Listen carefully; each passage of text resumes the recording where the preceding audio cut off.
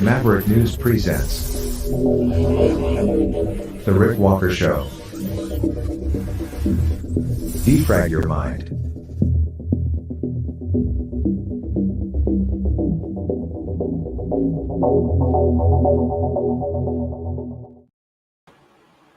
Justin Trudeau says he's not going anywhere. He says he thinks about quitting his job almost daily, but says he's not going anywhere. He's going to stick around for the next election. Nuclear war. We've never been closer. And now the F-35 has been cleared to carry nuclear weapons. Voting in Russia. The election is underway.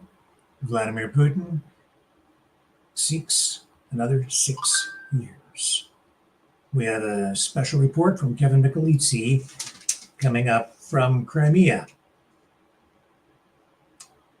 Back to Trudeau, he's squaring off with premiers across the country on the issue of the carbon tax. It threatens to tear the country apart. It's that serious. And Pierre Poilievre, he's ready to go toe-to-toe, head-to-head, and take Trudeau on this issue. It's central to the Conservative leader's campaign platform. It is central to his plans for economic recovery. And this weekend, he will be out in New Brunswick. He's there now. And we will take you to New Brunswick to hear from Pierre Poilievre tonight. Fannie Willis, she's going to stay on, but the special prosecutor is stepping aside. We'll tell you why in that case involving Donald Trump.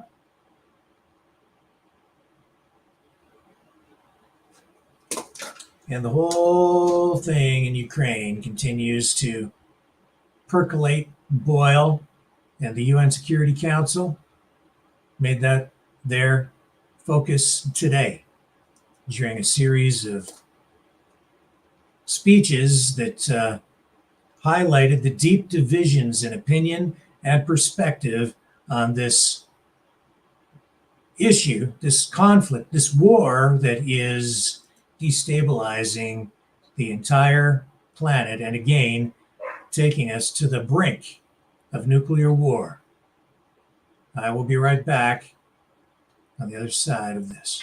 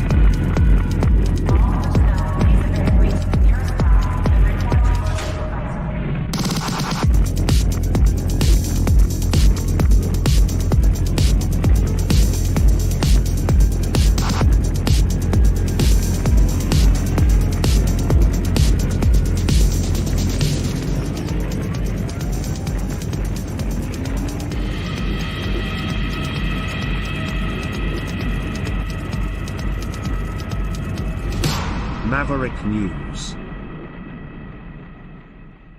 The world is watching.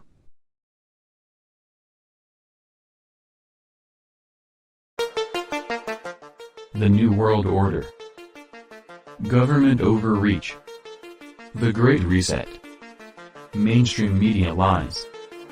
Now more than ever, independent voices are needed. Donate now at freedomreporters.com. That's freedomreporters.com. Maverick News. The antivirus program for your mind.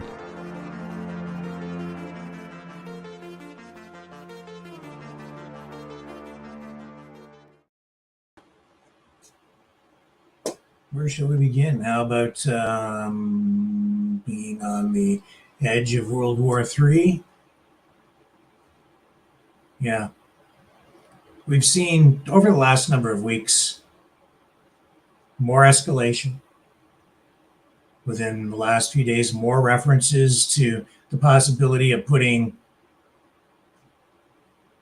Western troops, NATO troops, into Ukraine. Macron in France saying that he's giving mixed messages, really. And maybe it's partly the way it's being reported, but he's a little bit hard to read. Seems to be rattling the saber while at the same time saying it won't be France leading the charge into Ukraine, but also saying that the conflict in Ukraine represents an existential threat to Europe, and that Ukraine can't lose the war, it must win the war. He was interviewed on French national television and was asked about the prospect of sending Western troops to Ukraine, which he publicly raised last month. That prompted pushback from other European leaders who stressed they have no plans to do it. But it seems like maybe he's been floating a trial balloon to see how it goes over with the public, the idea of sending more troops in. Macron is the commander-in-chief in France, and he has not come right out to explain exactly what situation might prompt France to send troops into Ukraine. But he said the possibility for something like that happening, well, he's saying that lies with Moscow. It wouldn't be us, he said.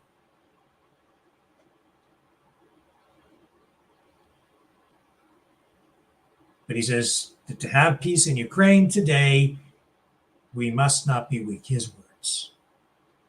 He goes on to say that the Russia-Ukraine war is an existential threat to France and Europe. He further goes on and says, if war was to spread to Europe, it would be Russia's sole choice and sole responsibility, his words.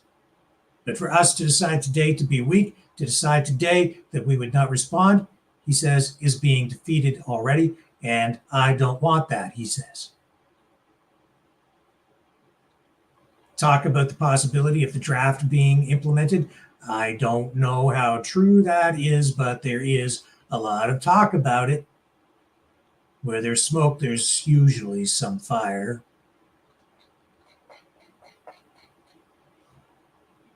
All that happening as now we see the F-35 fighter, the most advanced fighter in the world, the most advanced fifth generation fighter in the world, period, is now being cleared to carry nuclear weapons. And it appears they are positioning these fighter jets in such a way that they can be used strategically for a nuclear strike in Ukraine or Russia, possibly. We'll see. And again, a lot of buzz around this, a lot of people concerned. Here's a report from U.S. Military News. I'll play a short clip from this. It explains a little bit, gives you a little insight into what this situation with the F-35 is. The aircraft now cleared to carry nuclear devices, and recently was involved in a test to make sure that these capabilities can be fully realized in a real world environment. And there's footage of that here. Here we go. Two F-35A aircraft successfully released B-6112 joint test assemblies comprising functional non-nuclear components and simulated nuclear components from an altitude of 10,500 feet. It took approximately 42 seconds for the bomb to reach and hit the designated target on the range. The tests mimicked a real-world tactical gravity nuclear weapon released at the Tonopah test range in Nevada. The test was particularly significant since the F-35A is expected to carry the B-6112 internally, unlike other so-called dual-capable combat jets that can fly at supersonic speeds, such as the F-15E Strike Eagle, which is also capable of employing this weapon. The Air Force's existing stealthy B-2 Spirit and B-21 Raider bombers also carry these bombs internally, but fly at subsonic speeds. Other U.S. aircraft cleared for its use include the B-1 Lancer, B-52 Stratofortress, F-22 Raptor, and F-16 Fighting Falcon. On the other hand, just earlier this month in European countries, the Netherlands, a crucial NATO ally, reached a significant milestone in its defense capabilities.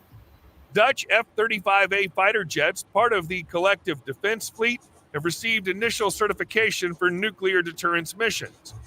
While the Netherlands does not possess nuclear weapons, it actively participates in NATO's nuclear sharing doctrine. This approach is crucial for countries such as Belgium, Germany, Italy, and the Netherlands, which host American-supplied B-61 nuclear weapons and rely on NATO's collective nuclear strategy for deterrence. So this is, I would say it changes things. I wouldn't say it destabilizes things necessarily, but it changes things. It changes the dynamics on the battlefield if we are engaged in battle. It alters the thinking and the strategy on both sides now. So makes me shudder, it makes me worry.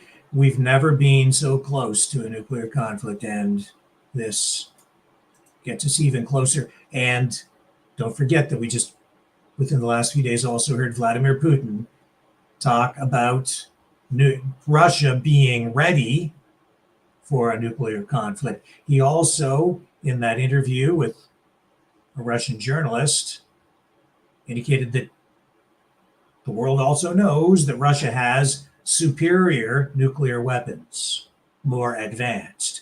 He says the West and Russia are more or less equal in terms of overall capability, but Russia has been developing more advanced weapons and has more advanced weapons than the United States. That's what he said. He says the entire world knows it.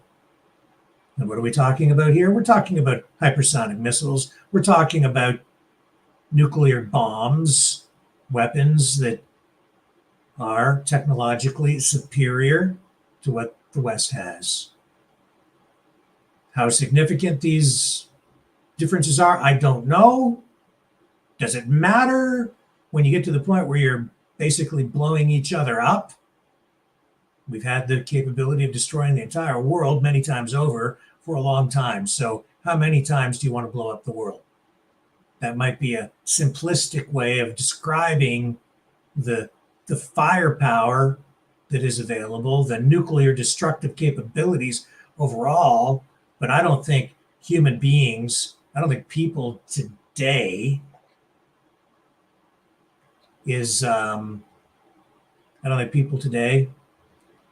Now, what is this?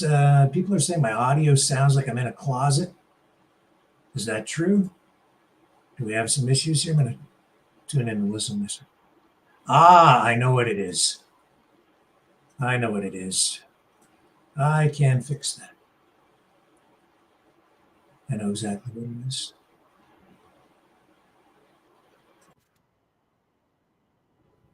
There we go. That ought to fix it. Is that better, folks? Yeah.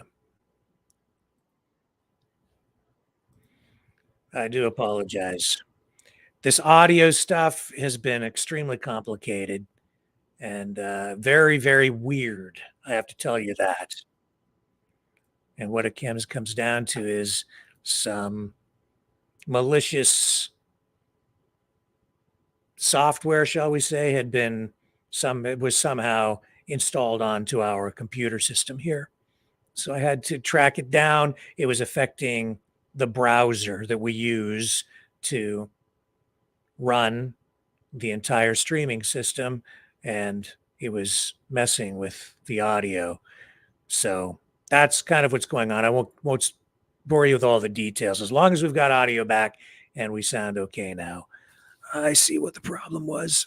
So where was I? Yeah, the the nuclear threat, it escalates.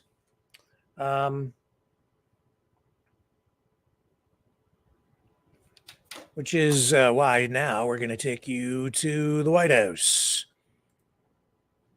News conference, John Kirby talking about the situation in Ukraine. We'll pick that up here.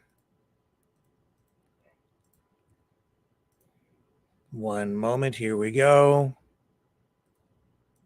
John Kirby at the White House. Admiral. As you all know, we have expressed serious concerns from this podium that Russia is seeking to acquire close-range ballistic missiles from Iran to enable its brutal war in Ukraine.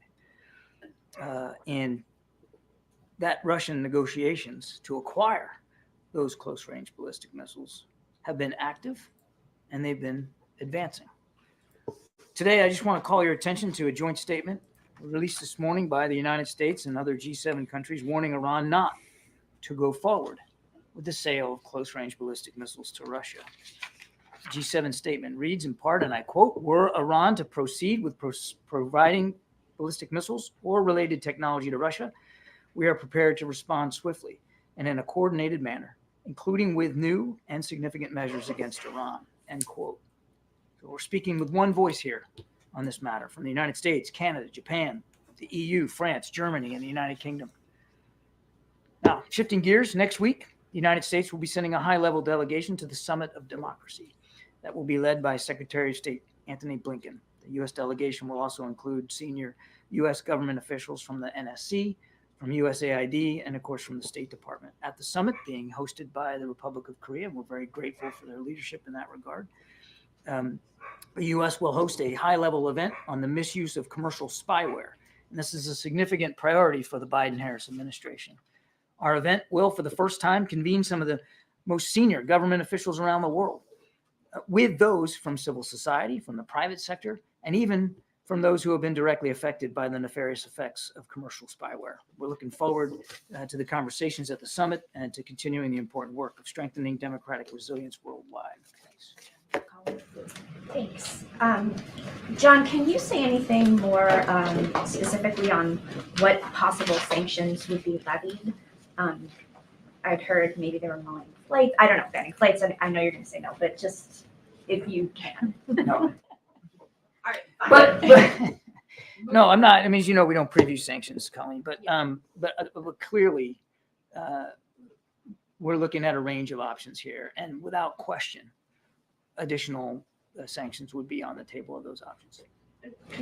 what stopped Iran from going forward Sanctions with haven't ballistic done missile sales to Russia? anything Right. really Why- to this Why the point. delay? What's happening? Well, I can't speak for the mullahs. I wouldn't do that, or for the supreme leader. We know they provided drones, not only drones, the drones themselves, but the ability to manufacture drones organically inside Russia. And this is a burgeoning defense relationship that we've been watching very, very closely. We've talked about it many times here. We haven't seen them move forward other than the negotiation process actively advancing.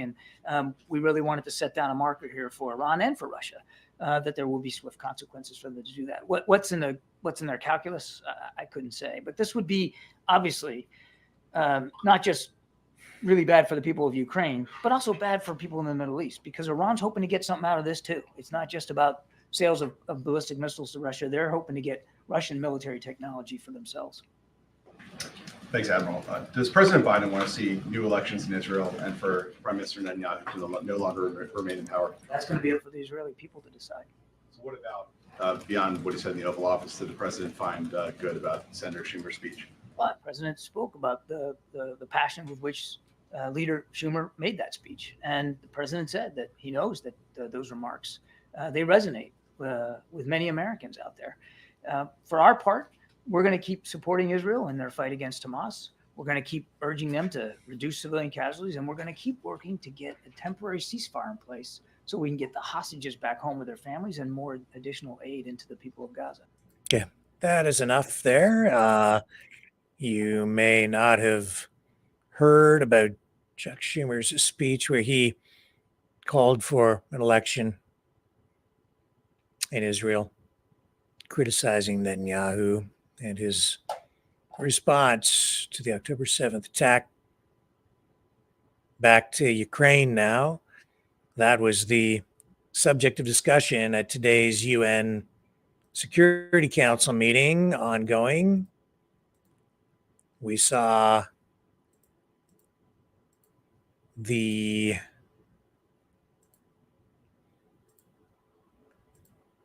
Russia's ambassador to the United Nations, Dmitry Poilievre, responding to the Undersecretary General for Political and Peace Building Affairs, Rosemary Ann DiCarlo, who took Russia to task as part of this lengthy discussion today on the war in Ukraine.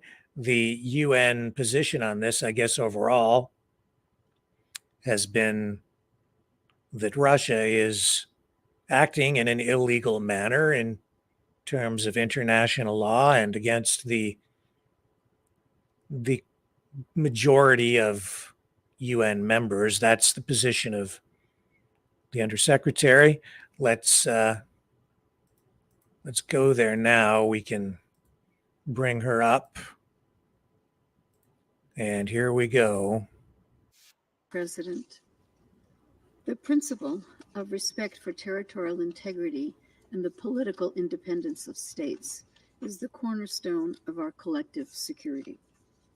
Any annexation of a state's territory by another state resulting from the threat or use of force is a violation of the principles of the United Nations Charter and international law. Yet, that is what the Russian Federation has attempted in Ukraine, causing in the process unspeakable suffering and destruction. This bears repeating, as tomorrow will mark 10 years since the unlawful attempt by the Russian Federation to annex the Autonomous Republic of Crimea and the city of Sevastopol through a so-called referendum. The position of the United Nations on the status of Crimea is guided by the General Assembly resolution on the territorial integrity of Ukraine of 27 March 2014. This resolution states that Russia's attempted illegal annexation of the Autonomous Republic of Crimea and city of Sevastopol, Ukraine, is invalid and unrecognized by the international community. Also, it has been more than a year since the Russian Federation's equally unlawful effort to annex the Donetsk, Luhansk, Kherson, and Zaporizhia regions of Ukraine in September 2022.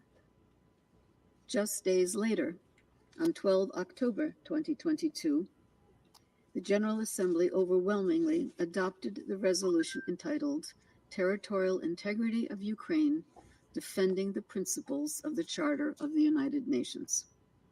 The resolution unequivocally condemns Russia's organization of illegal referenda within Ukraine's internationally recognized borders and its attempted annexation of these regions of Ukraine.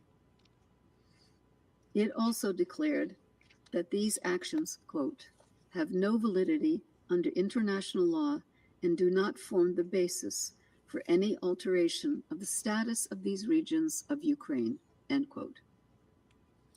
In this context, Russia's intention to conduct presidential elections from today, 15 March, until 17 March in areas of Ukraine under its control are unacceptable. The UN Human Rights Monitoring Mission in Ukraine has documented that past so-called referenda and local elections have been conducted in a coercive environment. Under international humanitarian law, the occupying power, in this case, the Russian Federation, is obligated to uphold the laws of Ukraine in the occupied territories. Mr. President, international humanitarian law also prohibits indiscriminate attacks and attacks targeting civilians and civilian infrastructure. But since February 2022, the Office of the High Commissioner for Human Rights has verified 10,703 civilians, including 594 children, killed. 2,146 more civilians, including 1,316 children, have been injured. The actual toll is very likely much higher. Since our last briefing to this council only a week ago, Russian strikes on civilians and civilian infrastructure have continued unabated. On 12 March, 5 people were reportedly killed and nearly 50 injured, including several children, in a Russian missile strike in Kryvyi Rih in the Dnipropetrovsk region of Ukraine. In Odessa, Russian drone and missile strikes have continued. This morning, 20 people were reportedly killed and 73 injured in a Russian missile strike in the city. 2 of the killed were first responders who died after a second strike hit the location where they had rushed to help victims. Attacks have also continued to damage civilian infrastructure in Odessa, with 25 drones reportedly targeting the city in just one overnight attack on Monday. Less visible is the traumatizing effect of living in constant fear of sudden violent death, injury, or loss. Okay. The mental scars left by such dread. So we will may take generations to heal. now get the counterpoint from Dmitry Polyansky, the Russian ambassador to the United Nations. Here's Dmitry. Probably Выслушаем немало will continue антироссийских to филиппиков hear from a в number, связи с происходящим на Украине. hear a great deal of Собственно, anti-Russian ради того, Philippics in чтобы connection with the выпустить пар developments in и Ukraine. продемонстрировать Clearly, общественности, this что is in тема order to let Украины off по-прежнему steam, находится в to фокусе внимания demonstrate to Совета society that Безопасности the ООН. question of Ukraine remains at the Наши focus of the западные attention коллеги of и the Security созывают Council. эти заседания. Our Western colleagues continue to При этом convene these алгоритм meetings, and at the выдвигаемых в same наш time, the адрес обвинений algorithm of особо the не меняется. accusations levied against us За has not последствия changed наших much. высокоточных The ударов, portrayal наносимых of по our объектам, high связанным с precision военной strikes инфраструктурой against киевского objects linked to режима, the military infrastructure of поддаются Kiev результаты работы regime, не слишком умелой portrayal украинской of that ПВО. as a consequences of the work of the Поскольку shoddy она Ukrainian размещается в air жилых defense кварталах systems, в since нарушении they are located элементарных норм in международного residential гуманитарного права, districts in violation of the basic на norms что of наши западные IHL, коллеги в which лучших our Western страусиных colleagues in the традициях best naval упорно gazing не обращают positions внимания. obstinately fail to Обломки notice. The малой wreckage толики of a наших small ударных средств, fraction of а our также systems, промахнувшиеся мимо as цели well as украинские Ukrainian ракеты, падают на missiles жилые which кварталы. miss their targets, В результате fall on гибнут и получают residential ранения мирные districts. As a украинцы. result, so the peaceful Ukrainians Население die об этом and are прекрасно wounded. знает и The предупреждает people are как об perfectly угрозе aware of именно о this, работе and they ПВО, а не о warn российских ударах. about the threat specifically from the Хочу air привести вам defense конкретный systems, not пример. Russian strikes. I have a Сегодня уже specific example упоминались that I'd like to разрушения share жилых today. домов в Mention was городе made of Кривой the Рог devastation of 12 марта. residential homes in Kryvyi Rog on Вот как 12 ее March. описывают в And this одном is the из description of наиболее this in one of the популярных most украинских popular телеграм-каналов. Ukrainian А именно из television них channels. сегодня черпают And информацию presently, большинство украинцев. these channels are После being того, как used киевский by диктатор уничтожил все by остатки Ukrainians независимых СМИ to have и access to кормит народ information after the исключительно Kiev dictator новостным телемарафоном. destroyed all other independent media outlets Цитирую. and is force-feeding the people Администрация with the президента purely news запустила утверждение о том, telemarathon. And I что в quote, жилые the дома presidential попали administration has российские ракеты introduced серии X. allegations that residential homes are struck Все by здравомыслящие Russian понимают, что Series попадание такой X ракеты снесло бы missiles. подъезд, Anybody with и common жертв sense было бы больше. understands that Скорее this всего, kind of a ракету подбило missile украинское would ПВО, completely и destroy ее the части entrance, and упали there на would be жилые кварталы. far more victims. And it is more likely that Администрация президента всегда умалчивает, что ракету сбили the над missile городом, was downed а by уже после Ukrainian этого она air упала defense на system, головы and мирным its гражданам. wreckage fell on the А у home. The второй presidential многоэтажки administration четко виден след от fails to ракеты mention ПВО. this, Вам that это скажет the любой missile эксперт. was downed over a Характерные city, черты на стенах на and это that it fell указывают. on the heads of civilians. Берегите себя, And так как для власти the вы second всего лишь multi-story инфоповод building для clearly пиара. shows the consequences of the air Конец цитаты. defense missile and the marks of this. And this Вот is и для something which наших any западных expert will коллег tell you this. These подобные are предсказуемые characteristic трагедии всего лишь features, повод для and take антироссийского care of пиара, yourselves. и предотвращать их они не For the собираются. authorities are viewing you just as newsworthy Предвижу for эмоциональное обвинение в PR, наш адрес and our после моих Western слов в colleagues том ключе, have что no Россия вообще concern не имела about права this. наносить удары по The таким каким-либо объектом there в are, украинских I городах. can foresee emotional statements Если бы, and дескать, не allegations они, against то us этих трагедий that бы не было. saying that Russia had no right to carry out Нет, strikes дамы и against господа, any objects in если не Ukrainian будут cities. наноситься Had it эти not been for удары по Russia, they would объектам, say that the связанным с tragedy военным would not have потенциалом occurred. киевского режима, No, ladies and gentlemen, these будут if другие there had трагедии в not, городах if those Востока и strikes had not been Юго-Востока carried out, Украины, there would have been подобные other тем, tragedies that would have которые вы не transpired хотели in the замечать в cities течение east 8 and лет southeast of после Ukraine, in антиконституционного eastern and переворота в southeastern Киеве в Ukraine, 2014 году. similar to those which you preferred not to notice Как не over the course of замечаете 8 и years не after the упоминаете в ваших anti-constitutional выступлениях, coup in например, Kiev in вчерашние удары 2014. по Белгороду, Likewise, you neither notice для nor mention совершения in your которых опять statements использовалась yesterday's чешская РСЗО strikes Vampire. targeting Belgorod, and once again, the Ее же, Czech напомню, Vampire ультранацисты использовали в MLRS ходе удара system по was этому used, же and the городу same 30 декабря, MLRS was когда used by погибло Ukrainian 25 человек. nationalists during a strike that same year on Жаль, 30 опять нет December when сегодня в зале 25 представителей people Чехии, died. которая несет Unfortunately, прямую there ответственность is за no гибель мирных граждан российских representative, the городов. representative of Czechia Он с конца is прошлого not года in зал this Совета hall, Безопасности трусливо входит в in забастовку. Czechia, which bears direct responsibility Надеюсь, for в the deaths Чехии of найдутся те, civilians кто in Russian сполна спросит cities. подельников шайки And Зеленского за since совершенные the end ими of злодеяния. last year, this Czech representative has been cravenly and Никто из studiously avoiding the поставщиков City Council. We hope смертоносного that оружия there will be киевскому those found диктатору in не Czechia должен who will уйти от fully ответственности. hold accountable the henchmen of the Zelensky clique for the crimes that Об they have этом мы perpetrated. поговорим None подробнее of в ходе those запрошенного delivering нами на deadly weapons 22 to the марта Kiev отдельного заседания по dictator поставкам should западного avoid оружия на Украину. responsibility. And this is something which we'll discuss Может, на in него greater все-таки detail найдет смелость during явиться наш the чешский коллега separate и meeting объяснить on жителям Western Белгорода, weapons а deliveries to заодно Ukraine, и which we своей requested for the общественности, 22nd of зачем March. Чехия поставляет Perhaps ультранацистам смертельное оружие, then the из Czech которого они colleague will summon the целенаправленно, courage to подчеркиваю, целенаправленно show his face and to обстреливают мирные explain to the города. residents of Belgorod and at the same time their own civil society Пусть он why объяснит это, Czechia например, provides the Ukrainian девятилетнему Жене, nationalists with который геройски deadly закрыл собой во weapons, время which they обстрела deliberately девятимесячную сестру shell civilians with, и and let вместе с ней him explain оказался this, в for example, больнице с to тяжелыми ранениями. 9-year-old Zhenya, who heroically shielded his 9-month-old sister Или with his body родственникам during the троих strikes, and погибших they were вчера в этом hospitalized городе, with которые были serious убиты за рулем injuries, своих or автомобилей. the relatives of the 3 people who died Господин yesterday in председатель, that city. They died while they were driving киевский their режим cars. специально The обстреливает Kiev мирные города regime с is тем, чтобы intentionally запугать shelling их и отомстить тем, civilian кто выбрал areas in вхождение в order состав to России. intimidate them and to extract revenge for Эта those who бессильная chose звериная to злоба reunite with the ничего, Russian конечно, не Federation. изменит. This is impotent, bestial Есть rage, у which нее of еще course will как change минимум одна nothing. причина. And there's So two very, very, very, very different the stories. peace and the loss of positions. That's for sure.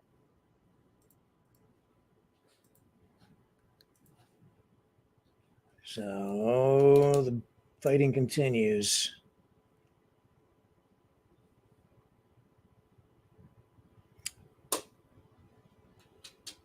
And we will be going to Kevin Michelizzi shortly. He's in Crimea. Voting is taking place now. There was reference made to the election that is underway in Russia. Will Vladimir Putin win? It seems like a foregone conclusion, but there's a lot more to the election than you might think. There's a lot more going on. Kevin Michelizzi will fill us in. We have that special report coming up. But let's turn our attention back to Canada, shall we? We're going to talk about Trudeau, Poilievre facing off over the carbon tax. It's emerging as the sort of the hot button issue heading into this next election.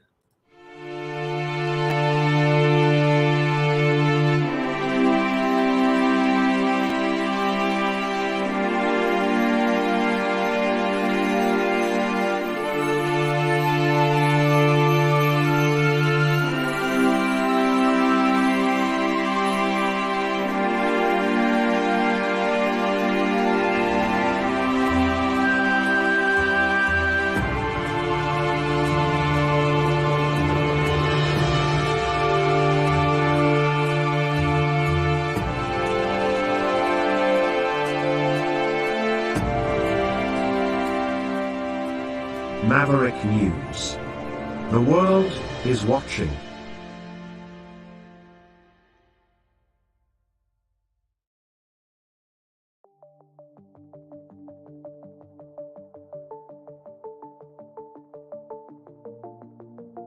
Greetings, brave Mavericks. Our quest for truth continues. We go beyond fake news. Together we expose propaganda. Together we pull others out of rabbit holes. We are maverick thinkers. We are all unique individuals, defenders of individual rights and freedoms, credible, trusted, grounded in reality. Maverick News, Maverick News. Defending free speech, free speech. Donate at freedomreporters.com. Do it now. Tomorrow may be too late. Maverick News. The world is watching.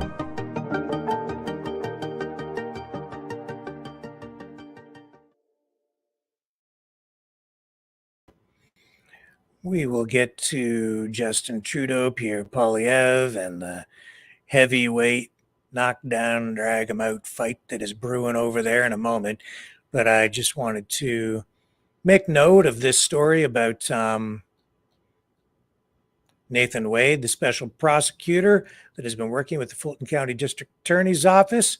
He has resigned his post after a judge ruled today that District Attorney Fani Willis and her office will be allowed to stay on in the 2020 election case involving former President Donald Trump and his allies. The judge said today one of the two of them has to step aside after much fanfare and controversy surrounding the relationship that the two of them have had.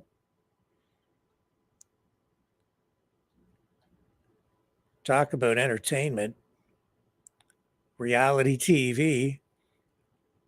The relationship was front and center through all of this. Wade's resignation came hours after Superior Court Judge Scott McAfee, as I said, laid out two options. He says that would allow for the continued prosecution of this racketeering case against Trump and his co-defendants, all stemming from what is an alleged scheme to, as the court sees it, or as the prosecution sees it, to attempt to overturn the results of the 2020 election in Georgia. 23-page decision today. Anyway, it's just pretty clear what that's all about. Don't need to get into any more details. It means that the main court case will continue. This ruling means that Fani Willis stays on and special counsel is gone, will be replaced. That will allow the proceedings to pick up where they left off. Now, let's see. How am I going to unfold this? We saw within the last day, Justin Trudeau, appearing on CBC Radio, saying that he thinks about maybe quitting his crazy job almost daily, but says that he's not going to do it. He has to stick around. He's not going to give up the fight now. He's going to be there for the next election. So we're not going to get rid of him that easy. But we are seeing that this carbon tax issue has really put a strain on national unity, on the cohesion of Canada. It has given rise to more separatist saber rattling, if you will, politically in the country.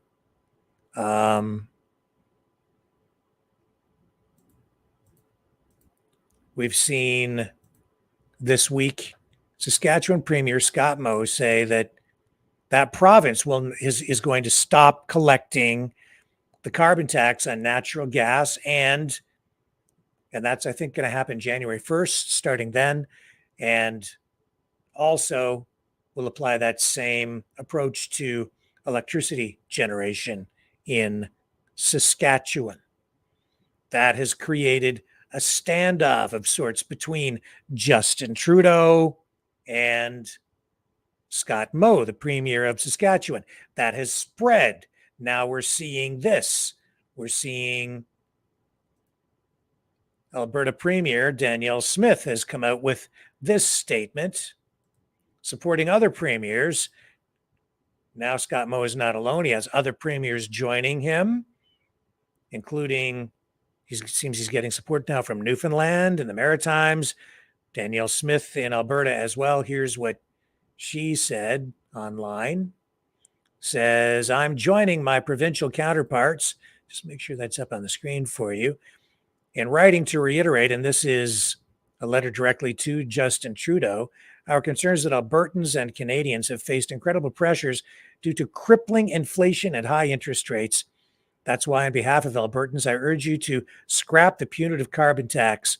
If your government is unwilling to listen to the millions of Canadians calling for this, we're insisting you provide a uniform exemption on all forms of home heating, including natural gas, for all provinces. At the very least, we're asking you to suspend the federal carbon tax increase on April 1st, 2024. Our government has acted swiftly and decisively to offer relief to Albertans struggling with inflation through the affordability crisis. This includes re-indexing payments for seniors and people with disabilities. She goes on and says, providing support to food banks, funding for low-income transit pass programs, and direct payments to those most affected by inflation. We also provided much-needed relief at the pumps by suspending the provincial gas tax in 2023. Our province, she says, is a trusted leader in emissions reduction technologies such as carbon capture, utilization and storage, hydrogen development, and renewable energy. We're known around the world for offering up practical solutions to some of the world's most complex energy needs. Our technology, innovation, and emissions reduction regulation is at the core of emissions management in Alberta, ensuring high-emitting industrial facilities in the province can invest in clean technology to stay competitive. And on and on and on. And she says, as communicated to you at our meeting at Calgary yesterday, she did meet with Trudeau. Canadians have been burdened with many difficult decisions. Filling their gas tanks, paying their bills, and buying groceries have created worry amongst families. That's why I'm asking you to take action to help Albertans and Canadians. That from Danielle Smith, the Premier of Alberta. Trudeau now today on the hot seat. In this scrum, he was originally speaking about the province of Quebec, which wanted more powers given to it. He has declined to do that. Came back to answer this question, though. Let me get him up on the screen here. Where'd you go, Justin? Here we go. Justin Trudeau asked about this carbon tax issue because now Newfoundland, the Premier of Newfoundland, also taking a stand on this. And as I said, this is a much more serious issue than people maybe realize. This is potentially tearing the country apart as some of the provinces square off against the federal government and the collection of this carbon tax. Québec de façon collaborative. Next question. Bonjour, Geneviève Beauchemin, CTV News. Earlier this week, you called premiers who want to end the carbon tax short-term thinkers. Is the Liberal Premier of Newfoundland and Labrador, Andrew Furey, one of those short-term thinkers? I think a lot of people are seeing the public pressure of folks who are worried about the cost of living and worried about affordability. And one of the challenges that is out there is that everyone seems to be talking about the price we've brought in on pollution. Nobody is talking about the Canada carbon rebate that puts more money in the pockets of 8 out of 10 families across the country than the price on pollution actually costs them. So taking away the price on pollution or leveling it off where it is would actually mean less money in the pockets of 8 out of 10 Canadians in the jurisdictions where it's imposed, which doesn't make sense. Canadians are squeezed on groceries, they're squeezed on rent, they're squeezed on cost of living. We are putting more money in their pockets 4 times a year with the Canada Carbon Rebate, and we're going to continue to do that. So what are you going to say to Mr. Fury, though, specifically? Do you think he's a short-term thinker? I think Mr. Fury is continuing to bow to political pressure. I think Canadians in Newfoundland and Labrador and right across the country expect their governments to do the right thing. And the right thing right now is not just fighting climate change and spurring innovation for the future. It's about being there to support Canadians during this affordability crisis. And the Canada Carbon Rebate helps out 80% of Canadians with more money than they pay in terms of a price on pollution. It's basic math, and we're going to continue to be there to support Canadians with the Canada Carbon Rebate. Why do I not believe him? He's telling us that the carbon tax gives us more money back for 8 out of 10 Canadians. It's basic math. This coming from the Prime Minister who once said the budget would balance itself. This coming from the Prime Minister who has put us deeper into debt than any Prime Minister in Canadian history. Sorry, I'm just having trouble buying it. Yeah. Oh, boy. Seems pretty rich. Pierre Poilievre. This is becoming like the issue for him as he tries to form the next government. The leader of the Conservative Party of Canada has been hammering on Justin Trudeau on this issue. The carbon tax, axe the tax, axe the tax, axe the tax. That's Pierre Poilievre's repeated message over and over. Talk about marketing. Well, it's been pretty effective. Trudeau's sinking in the polls.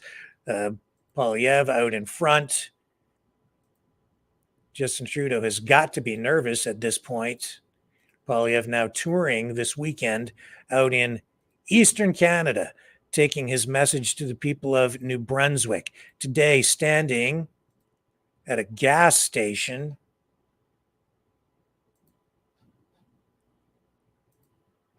Where'd you go there, Pierre? He was at a gas station to deliver his axe the tax message.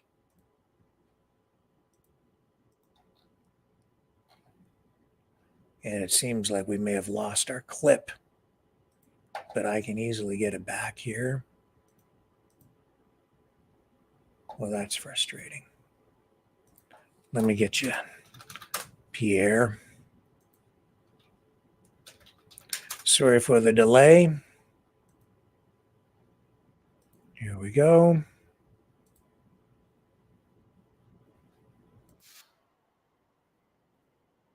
He's touring out there all this weekend. He's making some key competitions.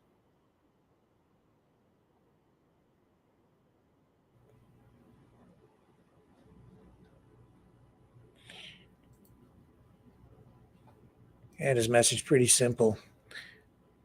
Same message he keeps delivering.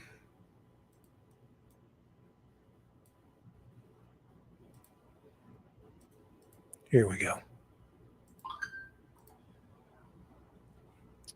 Thank you very much, everyone, for being here. It's amazing to be in the East Coast here in St. John, standing with common sense Canadians for our common sense conservative plan to axe the tax, build the homes, fix the budget, and stop the crime. I was just in Moncton meeting with workers. Soon I'll meet with St. John police, business leaders, and other local common sense Canadians. What I'm hearing so far is that after 8 years, Justin Trudeau is not worth the cost. After 8 years of Trudeau, everything costs more. People have to line up. 2 million Canadians line up at food banks every single month in scenes that are reminiscent of the Great Depression. 32% of charities are turning people away because they've run out of money. 8,000 people have signed up for a Facebook network that shares tips on how to jump into a dumpster in order to get yourself a meal, because that's how desperate people have become. I just learned that local military base has 50 of its members going to the food bank here in New Brunswick.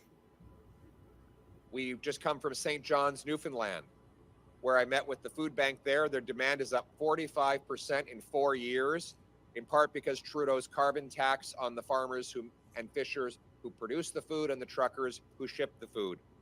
They're having to bail out other food banks that are worried they might have to go under.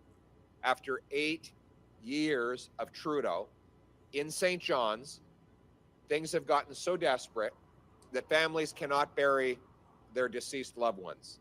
There are 28 dead bodies in chilling containers outside of the hospital in St. John's next to a dumpster because their families cannot afford a burial or a cremation. This would have been unimaginable before Justin Trudeau. He's doubled housing costs after having promised to bring them down. Rents up over 100%, mortgage payments up 100%.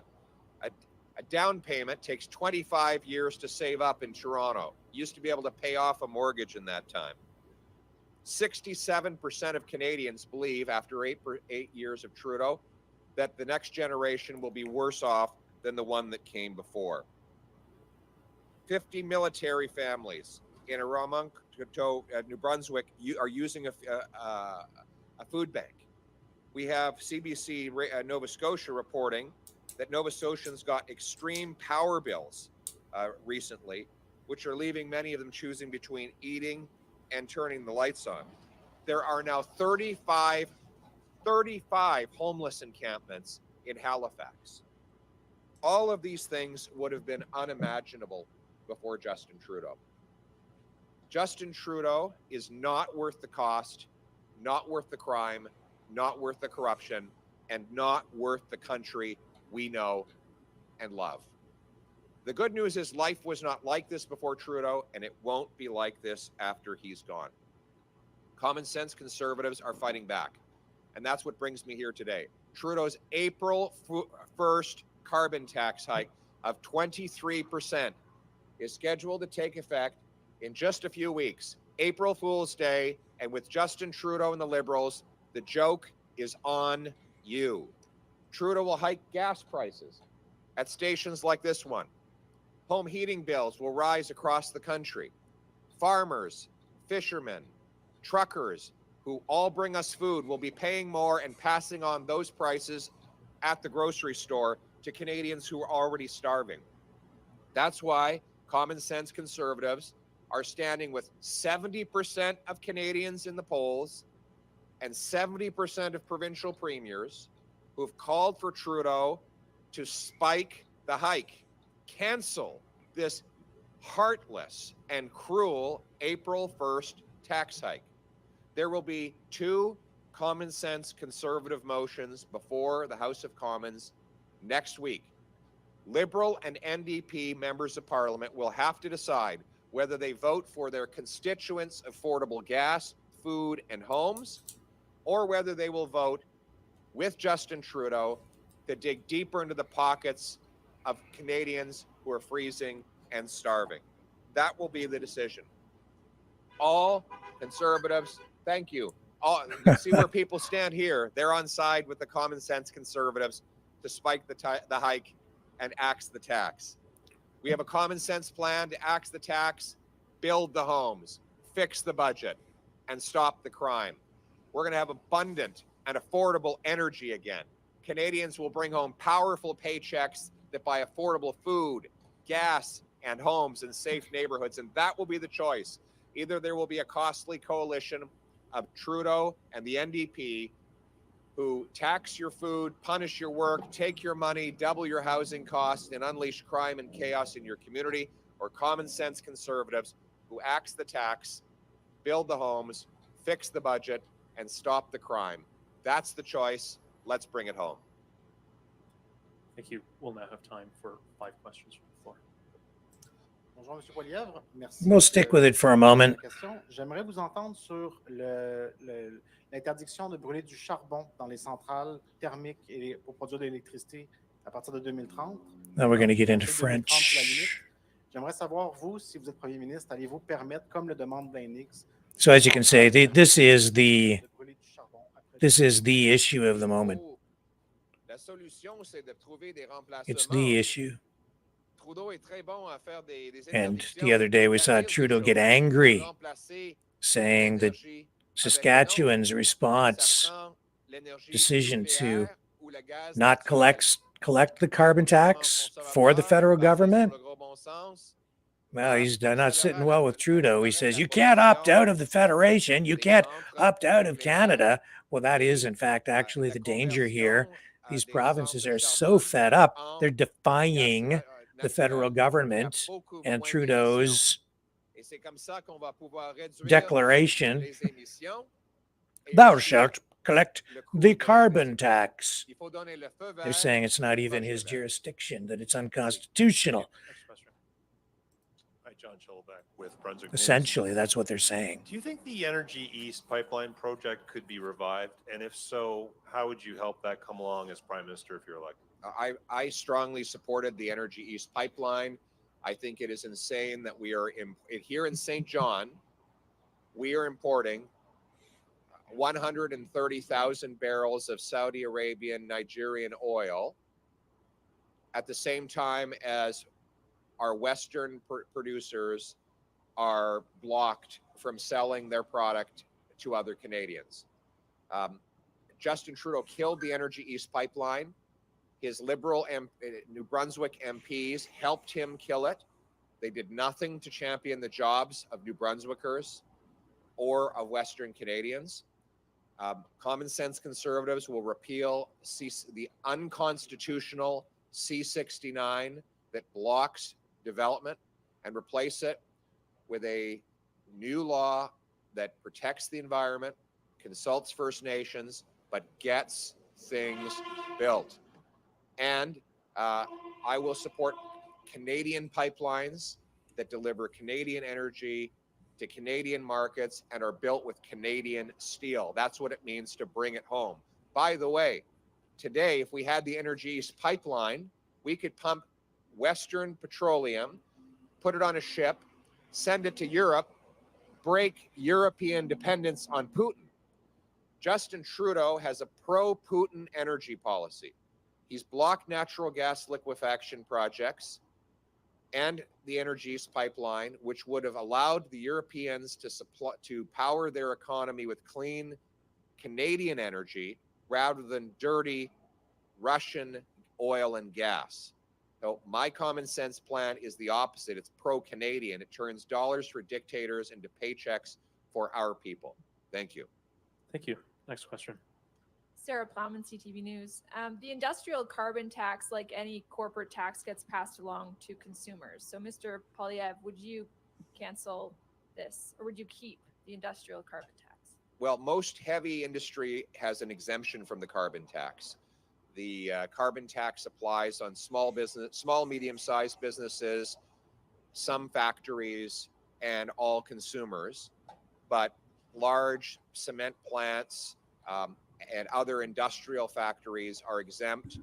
They either are under regulatory regimes like the tier system in Alberta or the output-based production systems in Ontario. They have a carbon tax exemption. I'm not going to slap a new carbon tax on anybody. I'm going to axe the tax to bring home lower energy prices and incentivize more our industry to become even greener and even cleaner. We're also going to export our clean, green Canadian energy to the world by repealing C-69 so that projects can get built. Thank you. Thank you. Next question. Jacques Poitras from CBC News. This is a question for my colleagues in Ottawa. Should the Prime Minister have said yes to Premier Legault's demand to transfer all immigration powers to Quebec? These are the powers I was referring to earlier that Legault wanted. Caused the crisis. Let's start with that. He unleashed chaos in our immigration system. by keeping Roxham Road open for years after the Americans offered to close it, by removing the visa requirement for Mexico that conservatives, common sense conservatives, had put in place, which led asylum claims to rise from 250 to 17,000 in just 8 years, with almost 90% of those claims not found to be legitimate by the Immigration and Refugee Board. More than half of the intake of refugees have been going to Quebec, even though that province has only 22% of the national population. Obviously, that has put massive, by the Liberal government's own admission, that has put massive strain on housing and social services. My commitment is to reinstate common sense conservative immigration policies that block illegal immigration, that discourage false asylum claims, that bring legitimate refugees, economic immigrants, and family members here to be part of of Canada, but do so in an orderly fashion with numbers that line up with the availability of social services and housing. And of course, we would work with all provinces, including Quebec, to do that. Thank you. Okay. Thank you. We'll have time for one more question. Thank you. And immigration is the other dinner this evening big issue. with Premier Higgs. I just wondered what you thought of your relationship. What is your relationship with Premier Higgs, and what policies are you aligned on? First and foremost, the carbon tax. Premier Higgs has joined with common sense conservatives across the country to axe the tax. And tonight I will thank him and all New Brunswick conservatives for locking arms with us on that. Premier Higgs and all New Brunswick conservatives understand that people in places like St. John, in Moncton, in Fredericton can't afford yet another Trudeau tax. What they need is affordable, abundant energy, and that's what they will get when I axe the tax. The last thing we want is for, after I axe the tax, for there to be another Trudeau-style provincial government that puts it back on. And that's the risk. Whenever you vote Liberal, you should hold on to your wallet, because they'll be coming for your money. Thank you. That's the truth. Thank you very much. Let's bring it home. Thank you. That is the truth. Guys, appreciate it. Go say hello to these. All right. So that wraps up that. Now we are going to pivot when we come back after this break and talk about the election in Russia. Very consequential for the entire world. What happens there is going to have a big impact everywhere. And I think the outcome is predictable, since Vladimir Putin really doesn't have any real opposition to speak of. Kevin Michelizzi will explain to us when we come back why the election is still very important, and he'll highlight some of the truly interesting aspects of the electoral process and this election in particular, why it's unique and why the election happening now during the time of this crisis, this conflict, this war in Ukraine is so important, and how it's all playing out. I mean, how do you vote in Crimea or in other areas where you really still have conflict going on? Kevin will explain all of that to us when we come back. The information war is raging. Truth without integrity is worth nothing. Maverick News. Because those who have power and those who seek it must be held accountable. The world is watching. Join our family of truth seekers. Donate today and add your voice to the chorus of Maverick Knights. Donate at maverickdonations.com. Truth. Integrity. It's the Maverick way.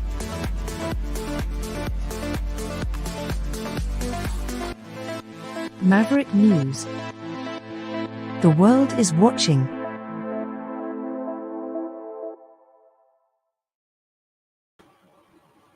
And welcome back, Kevin. Great to have you here. Thank you. Well, thanks for having me again, Rick. That's what I'm here for. The election is on. Today is the first day of voting. Can you explain, before we get into the nitty-gritty on this, how the process works over there? It's more than just one voting day. Yeah, they have, it's kind of unique over here compared to like the United States, which I'm used to. The United States, you go in and depending on the state, you may have to prove who you are or maybe not, or you get your mail-in ballot and, you can mail in your wife's or your kids, whatever. Here, they require your internal passport in order to vote.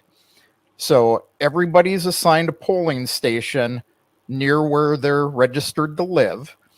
And if you can't go there before the 11th of March, you were required to go on. They have the state services portal, which is called Gassaslugi.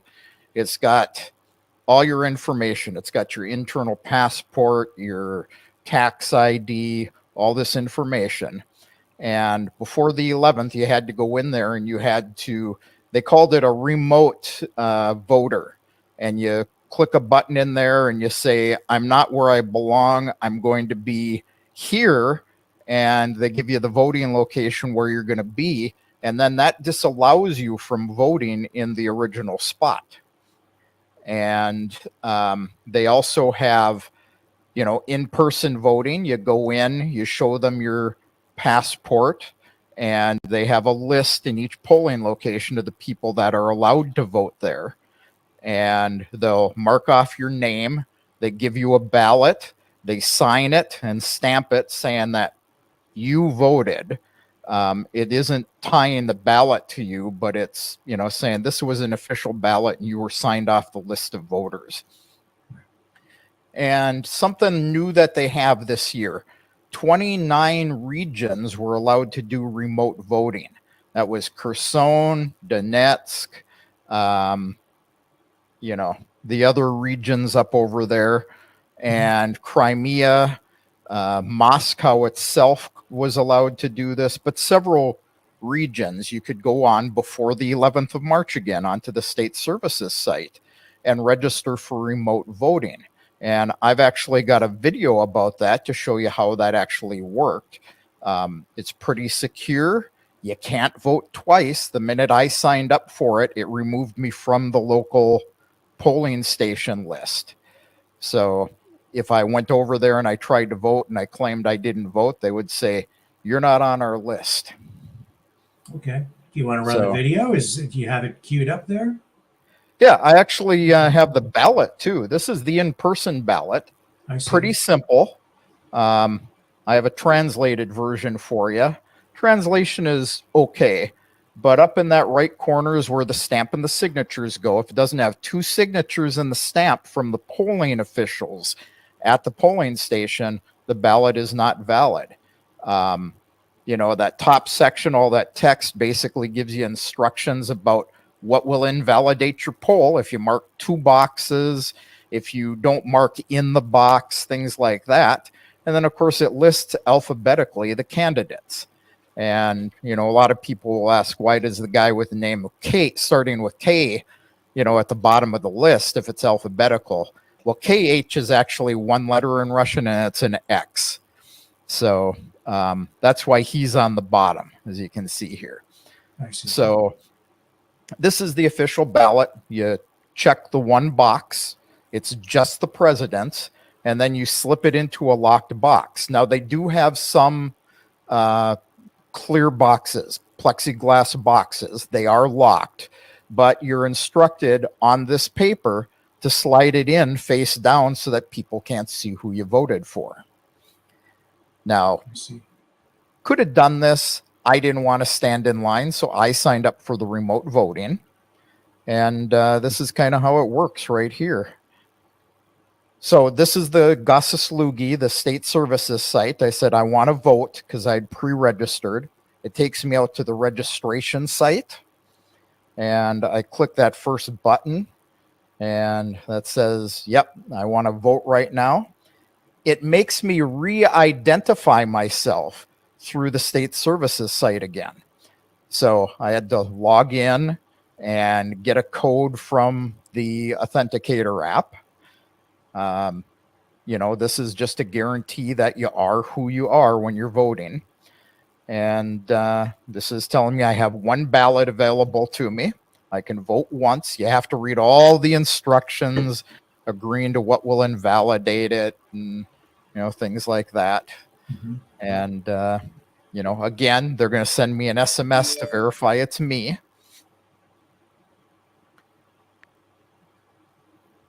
And here's the official voting location. And it says, okay, you're ready to vote. Click on the button. And here's the ballot. So it's saying check one box. But before you can check any of these boxes, you have to go all the way down to the bottom so that you've read all the candidates and the information, where they were born and stuff. I didn't let anyone see who I voted for, but I clicked the box, checked okay, and it comes out and it says you voted. So to verify that I couldn't do it twice, I went into the system a second time here. And I said, I want to vote. And it says, you already cast your ballot. Sorry, Jack. So this is how secure it is. And it's interesting to me because, in the United States, they have this big thing. The Republicans want voter ID and the Democrats don't. And it works. It makes sure that you cast one vote. And you can't change it once you send it. So you feel it's very secure, because over here, people are very skeptical of anything digital, any online sort of voting systems. A lot of people are worried about that, but your experience with it has been positive? Yeah, because nobody can get into the system but me. You saw that I had to log into the initial state services site. It took me to the voting site, and it made me re-verify myself with logging in again and then getting a text message. So that whole site is tied to my passport and my phone number here. So nobody can get in but me because I get the text messages.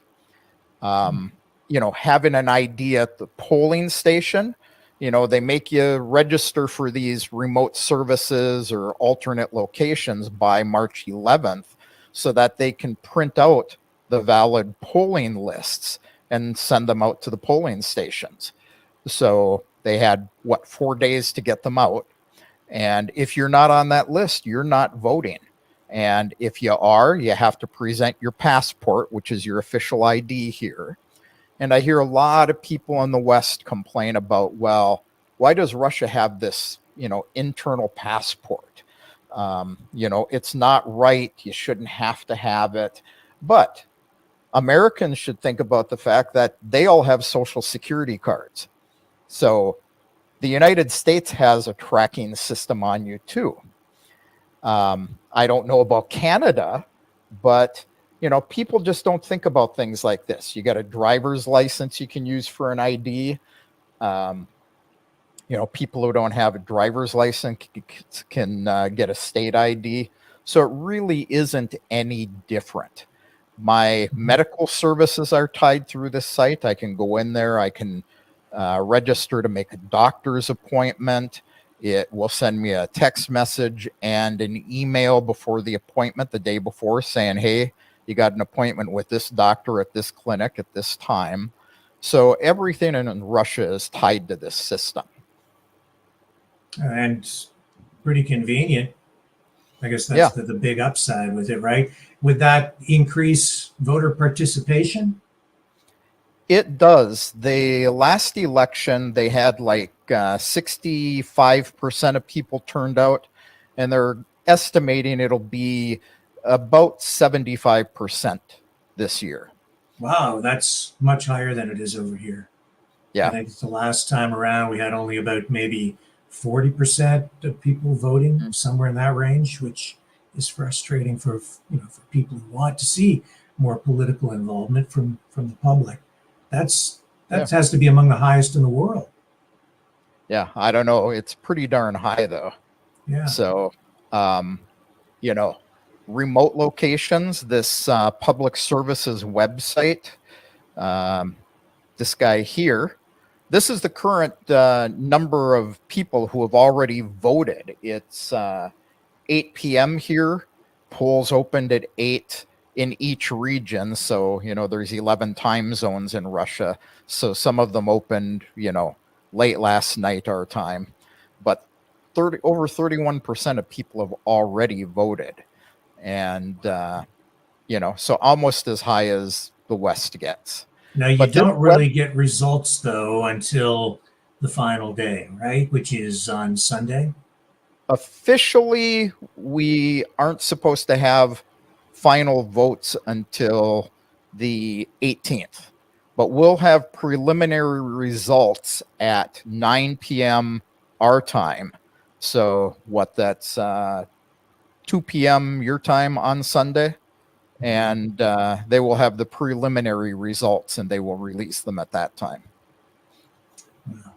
What's the mood like over there? Here, because of what we've seen over the last, I don't know, at least half a dozen elections. Well, maybe even before that, you can go all the way back to maybe all through American history. People have been skeptical of the results of elections. Do people have much confidence in the system over there?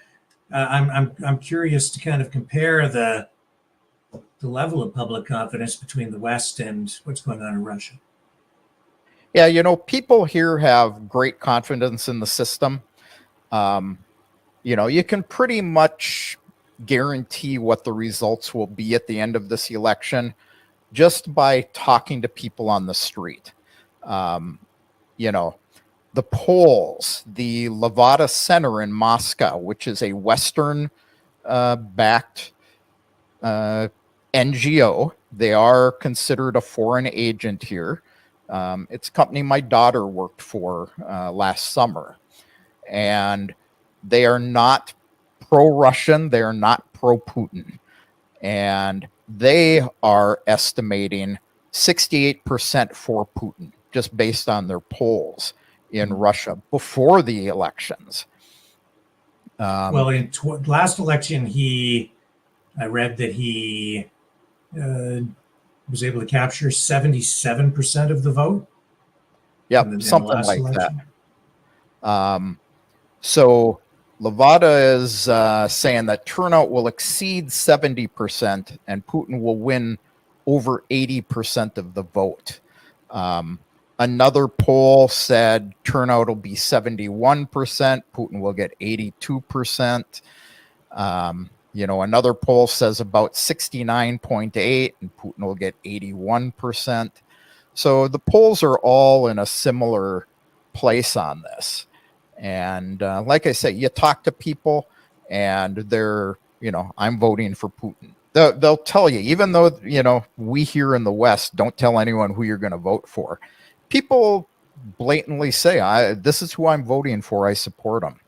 Now, there's a small faction of people, the former Navalny supporters who, are very anti-Russian.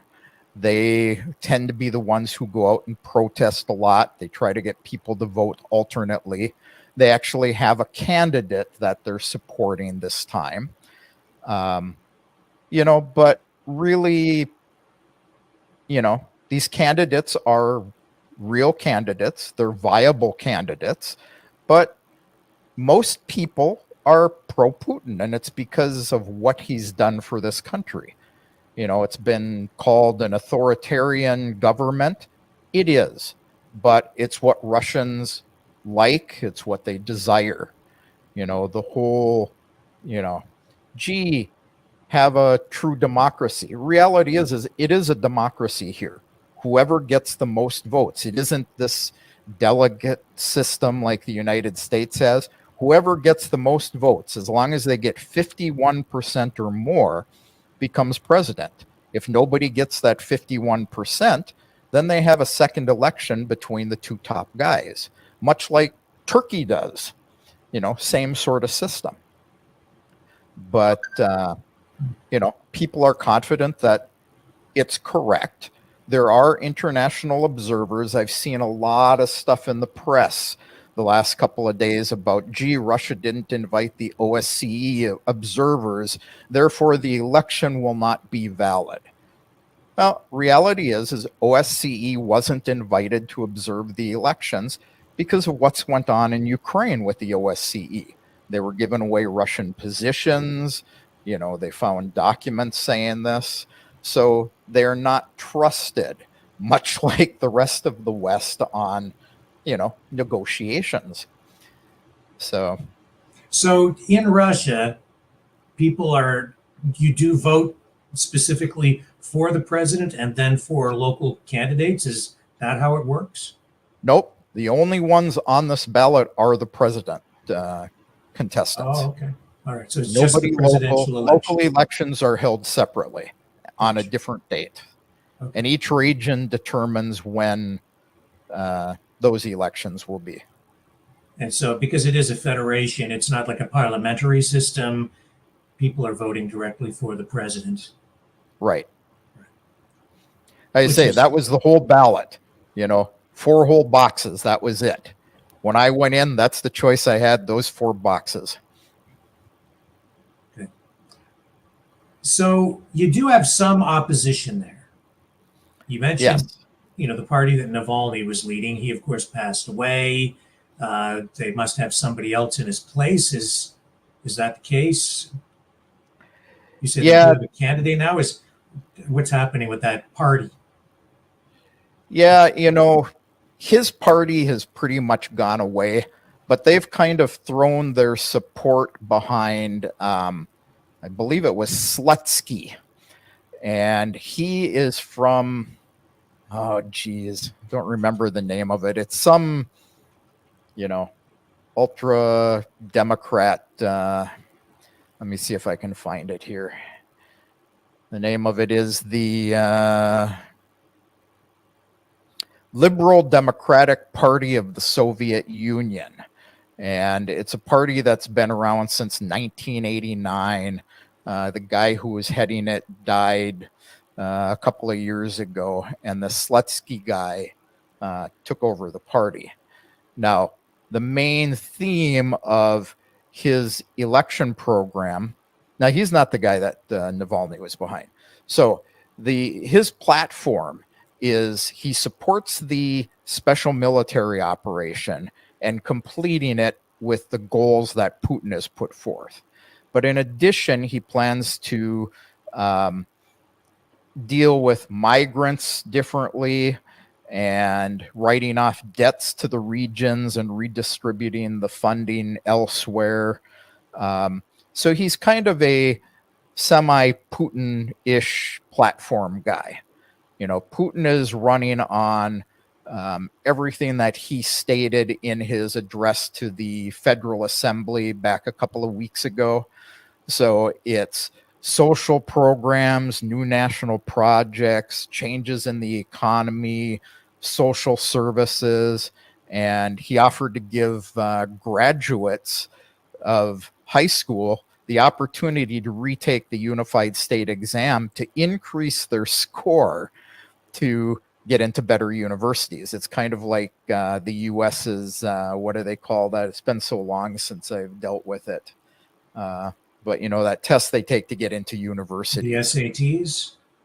Yeah, the SATs. So the other guy, which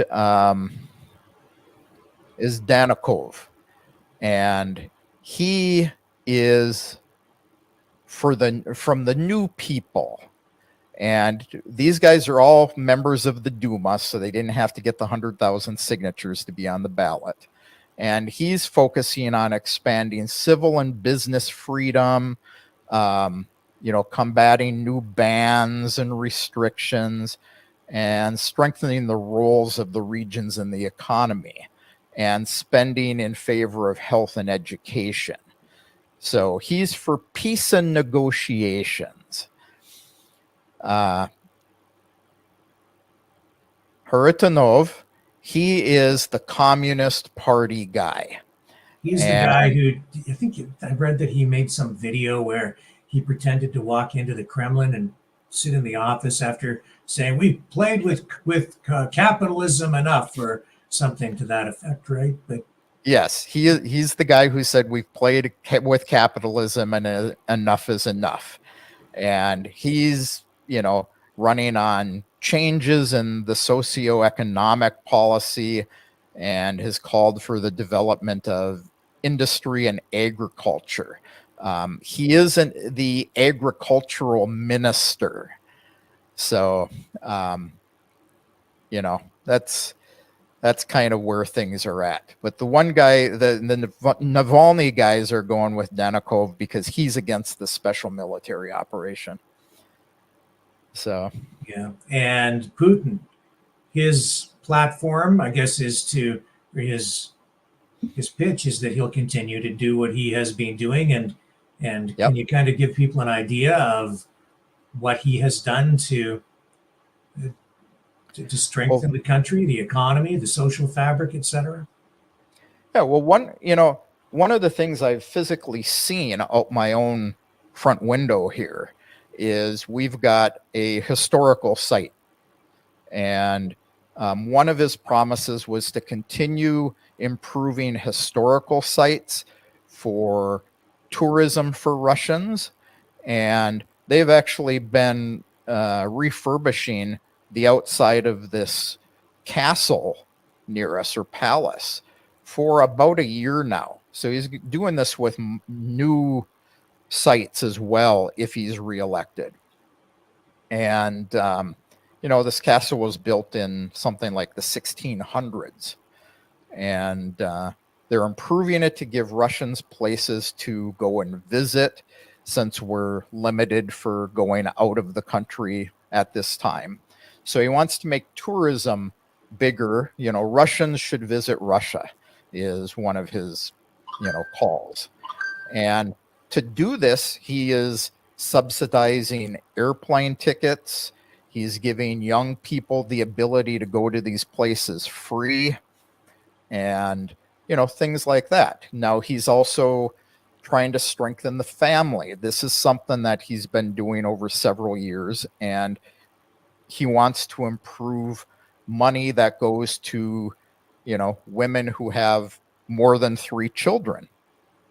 Actually, I don't recall the exact number, but if they have 3 or 4 children, they will give them a home for the family to live in. So for each child they have, they get a certain amount of money, and it's like 100,000 per child, $500,000 at 4, something like that. And what it is it's to stimulate people having larger families, because the population has been decreasing in Russia for many years, and he's been boosting that over the last several years. So these new programs to put more money into that will then get people to have more children. Now, they don't hand them $100,000 and say, or 100,000 rubles and say, "Here you go." They put it into an account for the mother. She has to be registered when she has the child anyway. So it goes into a special account, and they can give receipts towards that account for things for the children. Or they can hang on to the money and put it together with the new house. They can buy furniture, things like that with it if they have enough children. And he's increased pensions beginning April 1st. So again, elect me and I'll increase your pensions, money to disabled people, a lot of the medical programs. He's building new clinics and hospitals. We have a new clinic that's supposed to go in here. They've bought the land for it already. Our clinic is an old Soviet 1970s building that's in pretty rough shape with pretty old equipment. and they're going to modernize it. They've already done this in Yalta, where they've got a brand new medical center there. I go there often and I pay for my services, but I can get an MRI for 3,000 rubles at this new clinic with brand new equipment, which is about 35 US dollars. So, wow. Or I can wait in line at the other clinic and, maybe I'll get it in a month. So they actually have injected some privatization into the system, so you can pay, if you need an MRI, you can pay $35 and get it in a more timely fashion. Yeah, and it's really, this is what the one guy is against with the capitalism. I can go to the clinic in Yalta to see a specialist that they don't have at our local clinic. And if I make an appointment, I may wait a month, 2 months to see this specialist, or even be put on a list and they'll call me when they have an opening. Right. But if I pay money, I can see that specialist today. I've been saying that Canada needs to adopt a system just like that. That's what I've been saying. It's a trivial amount of money for an American, It's, you pay it's 10, 15 US dollars and you see that specialist the same day. Yeah. It just makes sense to me. And then that money goes back into the system, and that can be used to support the healthcare of other people who can't afford to pay the fee. So it's a win-win all the way around, and helps keep the system working. But hey, nobody wants to listen to me over here. Yeah. Well, I needed one test because I wanted one of my prescriptions increased. And I get a disability pension from the Russian government, and they pay for most of my medicines. And, I became a citizen the first of last year. And, I had to go to the specialty hospital in Simferopol and be admitted to the hospital. And they can admit me for up to 12 days. They check everything. They did EKGs and ultrasounds, and they checked me from head to toe just to get this one prescription increased. It cost me $0 to do that. And it's a brand new hospital. It's 7 floors, and they have most every specialist there, all brand new equipment, brand new building. It didn't cost me a penny. Now, I had to get a bunch of tests and stuff done to get in ahead of time. But, I originally asked for this around the first week of February. I went up there the end of February, so it wasn't a real long wait. So really what you have is you have a hybrid system. It's the best of this and the best of that, and it's coming together, and they make it all sort of work. This is why most Crimeans support Putin, because this is something that he had the Duma put in place. Yeah. And, it is authoritarian here. People say, well, they have a Duma, the Duma makes the laws. It's correct. But if Putin says, this is what I think should be done, they will do it. No doubt about it. He doesn't make promises that the legislators don't follow through with. But he doesn't direct them to do this specifically. He says, I want this outcome. You need to improve clinics. You need to improve the immigration process for Westerners. Now, this draws some negative attention in Russia. Many Russians don't want Westerners here. A lot of Westerners that look to come here are a little, and they don't want that here. They're afraid that it will become, little villages of Americans with liberal ideas. So Russia has put in place a much easier system. People now can apply from their home country and provide their documents. And if they're approved, now that's a big if. They check your social media, they check, Scotland Yard, the FSB does an investigation. It's difficult to get in here. But, this is a process. Putin said, I want to make it easier for conservative Westerners to come to this country. And the Duma has changed the laws on this every couple of months for the last year. We help people come here from the West, and it's hard to keep up with those laws. It changes so often. Putin says, simplify this or simplify that. And it takes them a couple of months to put things in place, but they do it. And you became a citizen about a year ago, and is that what gives you the right to vote? Yes. And how long is the process normally take for someone to actually become a citizen? It took me, I started in summer of 2022. I had to get, they call it a quota, which was permission to apply for residency. I got that based on my wife being a citizen. Because she was Ukrainian and she came here, she got a simplified process and she could get permanent residency right away and then citizenship about 8 months later. I had to get this quota. It took me 2 months to get that. Then I applied for temporary residency. But because I could apply for permanent residency 8 months later then. When I applied for permanent residency based on my wife, it took me about 4 or 5 months to get that. And then I had to wait 8 months before I could apply for citizenship. Now, I could apply for citizenship right away because the law at the time is you had to be married to a Russian woman for at least 3 years. And because I had been married to her even before she became a citizen,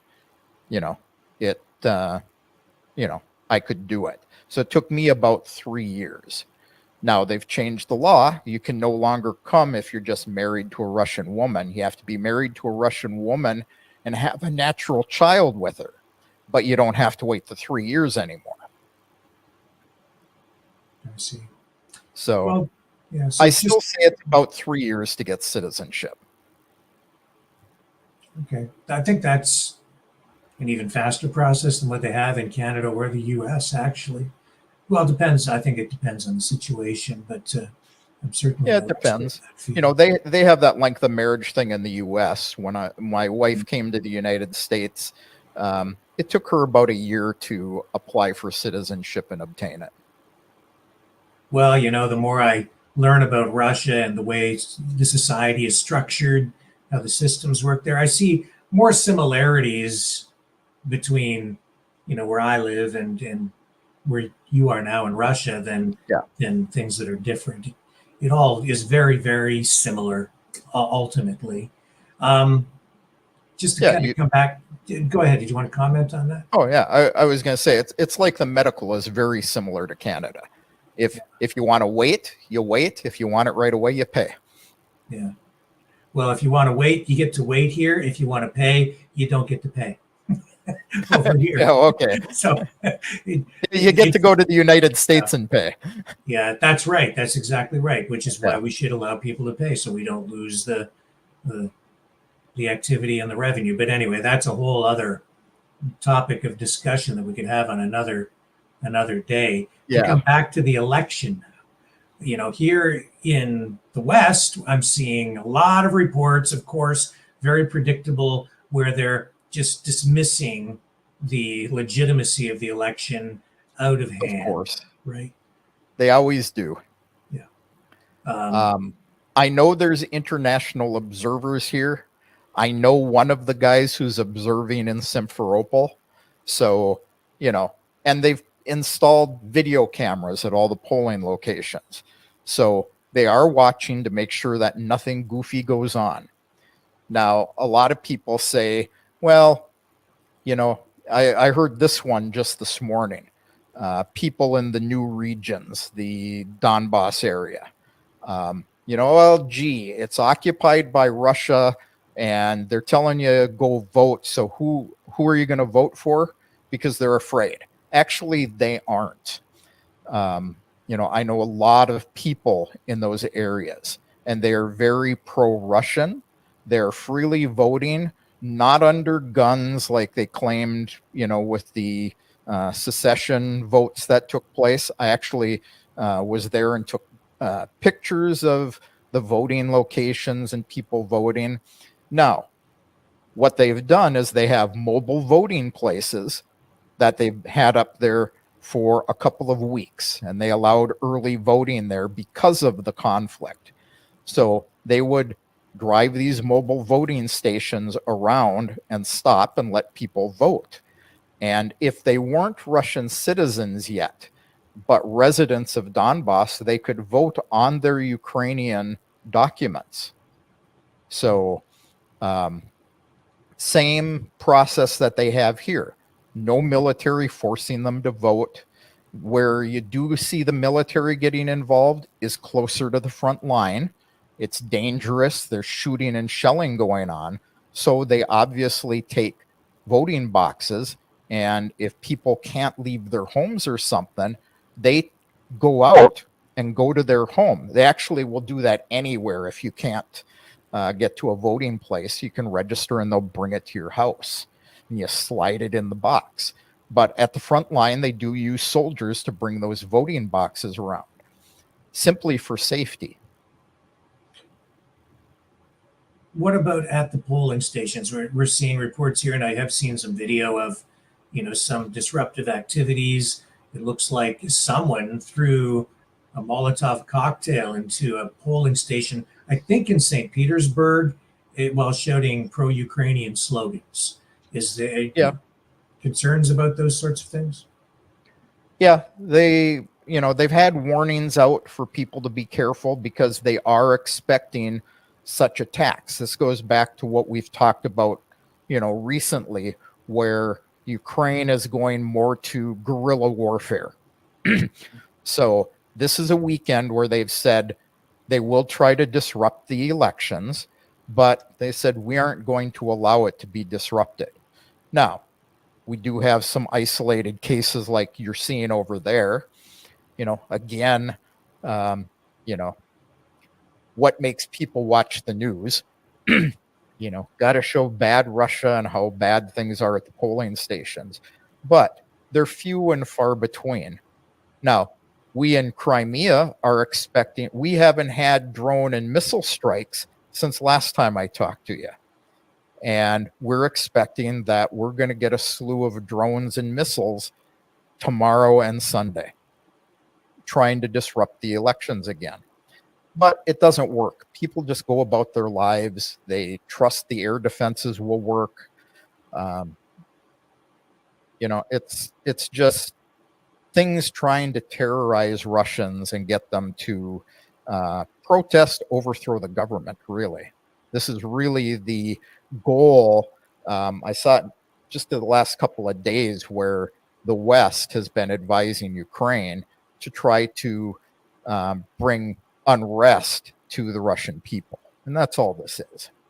True. Yeah, and then I've seen reports of vandals going into another polling station, dumping green dye into ballot boxes. Why green? I'm not sure. Maybe it's an environmental thing. I don't know. Any idea what that might be about? Yeah, the green dye is very Ukrainian. They've been doing that since 2014 when they took their own pro-Russian politicians and they dyed them with this, I don't remember what it is, but it's some green dye. And it's actually an antiseptic. I've got a little bottle of it here for our construction guys. They get hurt and they squirt it on, but it's difficult to get the green off. And, so this is what they dunk people in, they throw it all around. So it's a very pro-Ukrainian method of protesting. Wow. Is there anything else about this election that comes to mind? I think it's almost difficult to make something like this exciting when the outcome is already so obvious. It's Putin all the way, basically, right? Yeah. And of course, it would be much more interesting to make stories out of it if we got, the actual results being posted as they were coming in. You know, we could say, oh, look at that, this guy got an extra percent, or, you know. So it's, yeah, not a lot you can say. Everybody knows that Putin will win. You know, the other guys, between the three of them, you're talking, you know, 5-6% each. So, you know, that means Putin gets about 80%. And that means that at the end of this exercise, Putin will be reinstated for another 6 years. 6 years. And because of the constitutional changes, he actually can run for one more term after this. So 12. So how old is he now? 71.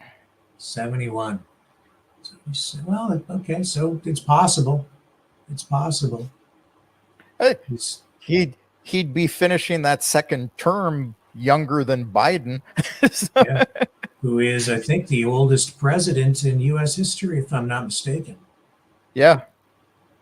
And this Partonov, he is actually up there too. I don't recall his exact age, but he's considered the oldest candidate.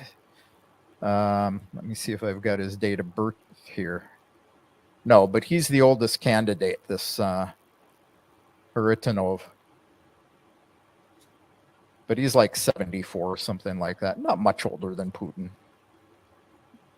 Well, you know, it's I think generally speaking, better to have older people in positions of power like that, especially when they have access to the big button, because older people bring more experience and hopefully more wisdom and more level-headed thinking, not so, you know, prone to maybe an emotional outburst and smashing the button, which would be a disaster. Because as long as they have a stable mind. That's the thing, right? Yeah. Yeah.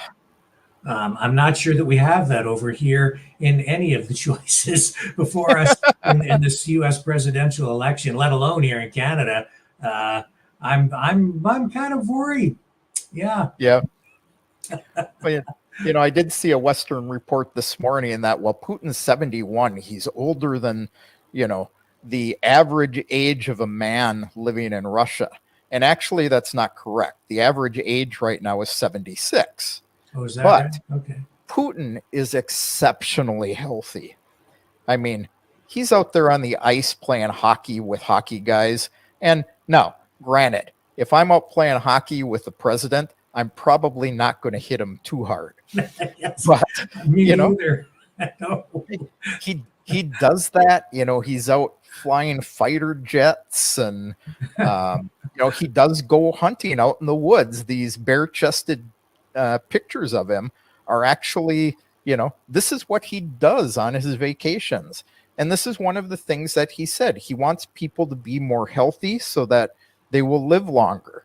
So he's investing money in sports and physical activity for people. So they want him to follow his lead. So he's one of these guys that says, you know, I'm not going to ask you to do what I don't do myself.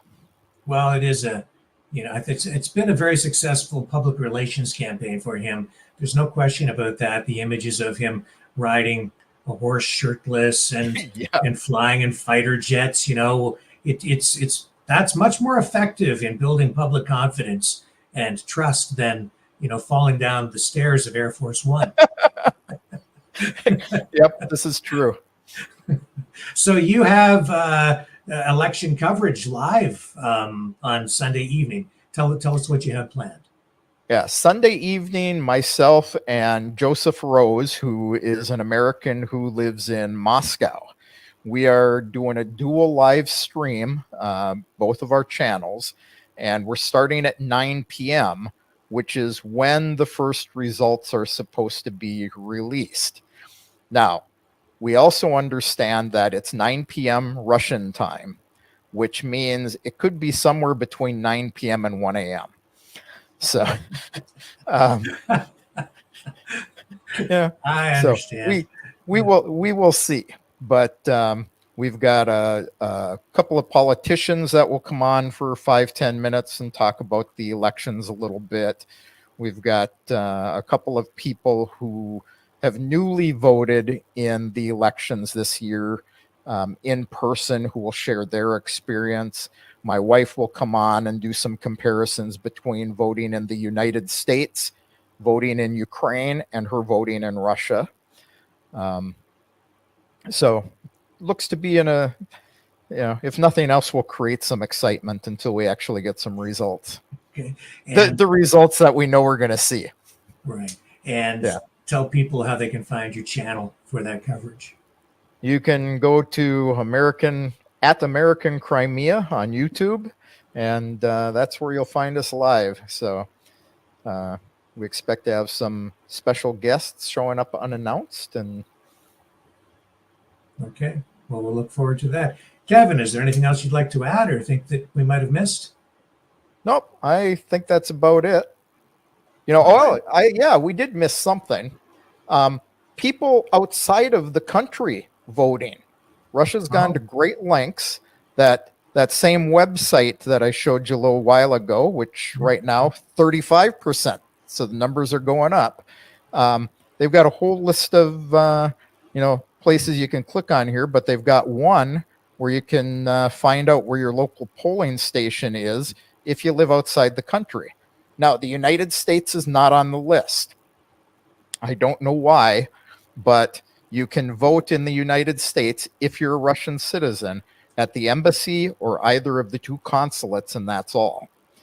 Now, my daughter, fortunately, she's registered as living in Crimea, so she could vote online through the online app. And many other people, registered to those regions could too. But they do have a list of all the other countries, and they've got multiple polling places set up in many cities across the world. So they really go out of their way to get their people to come in and vote. And just lastly, this online voting system, it isn't run by Dominion Voting Systems by chance, is it? It is not. It's it's run by the Russian government. Okay, Kevin Michelizzi, thank you for joining us again on the program. Really, really very helpful. I appreciate it. Thanks, Rick. Good to be here.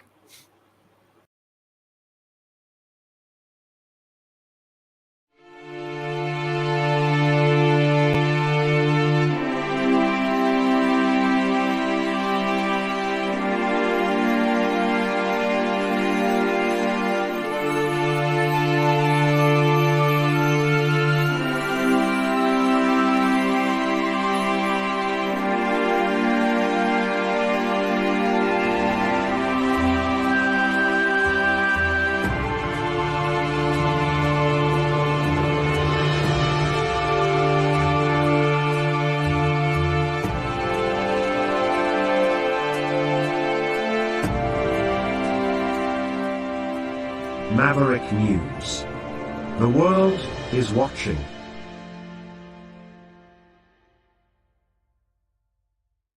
The information war is raging.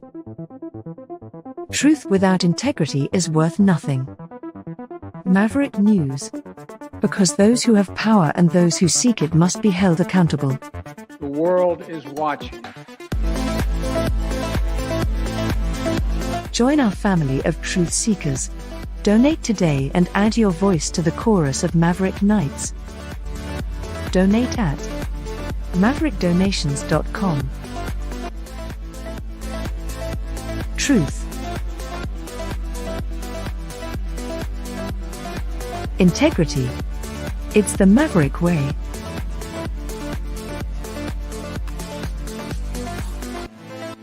Maverick News. The world is watching.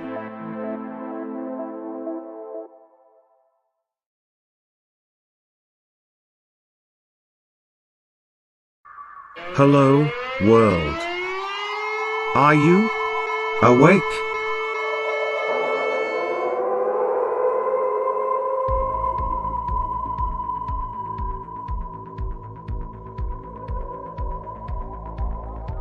Uniting humankind by liberating millions of minds at a time.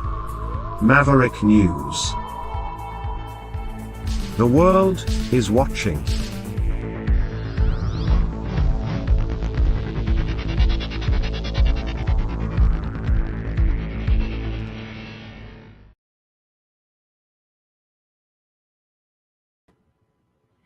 Okay, really sorry there, folks, about the audio issues again. As you can see, that was a recorded interview. We did that just before we came to air, and I was not aware that we had that audio issue on the microphone, which carried over into the beginning of the broadcast, as you heard earlier, but we have that fixed. Now, what we're going to do is we're going to try to go to the phones, see how that works out. I'll run the number here. I'll put it up on the banner as well. Oh, you know what? We lost our banners, but that's okay. I've got the number right here. This is the number to call. It's a U.S. number, so you need U.S. calling in order to get it completely free. Still working on that issue with the new phone system provider. But here it is. If you want to call, this is the number. Okay, Mavericks, it's call-in time. Join the conversation.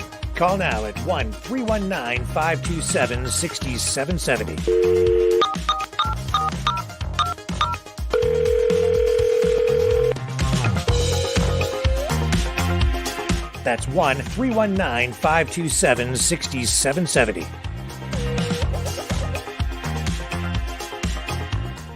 Exercise your right to free speech.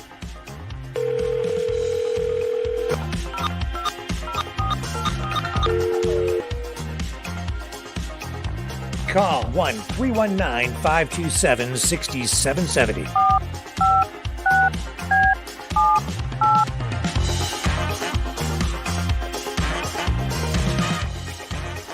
Call now at 1-319-527-6770.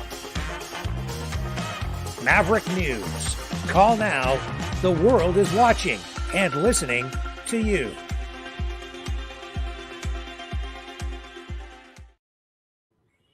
Okay, so I'm back, and yes, you can call the show at 1-319-527-6770.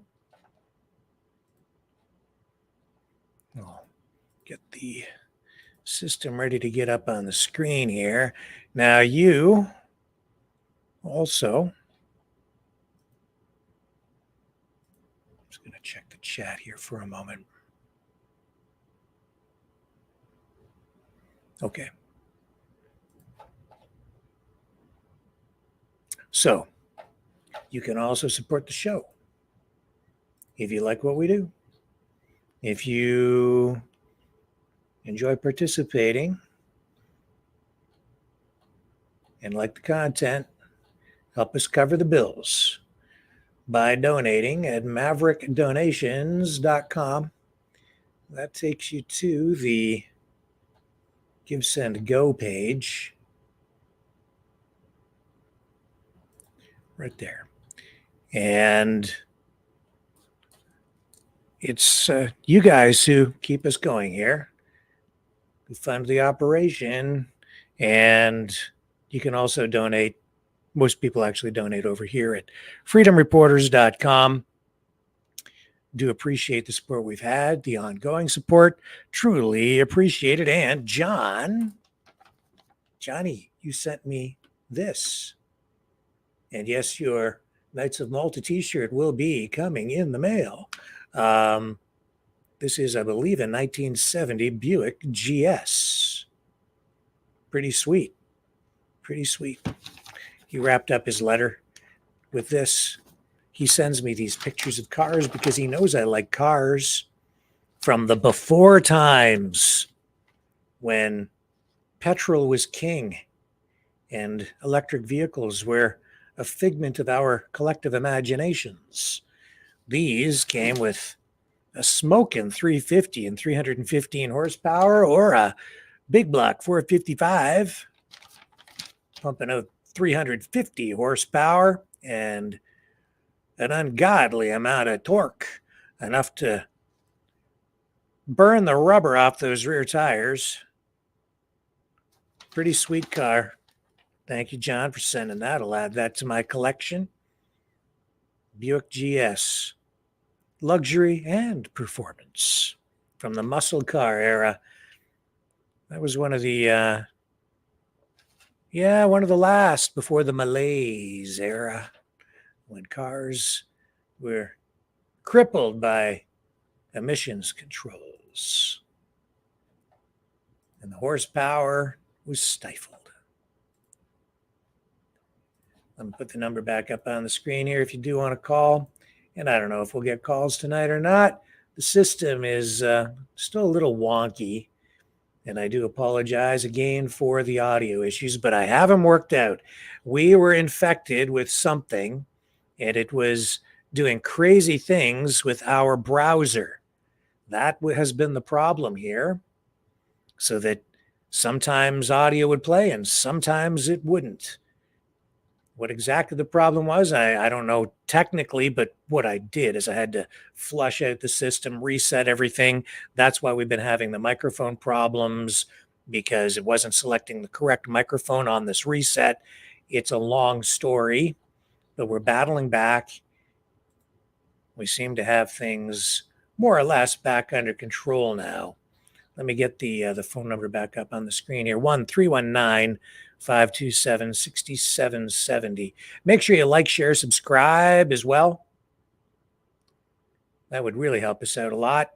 We are running on YouTube. We're also over on Rumble, of course, and we need the support over there. Any donation tonight of $60 or more, and you get, I will send you a Maverick News shirt.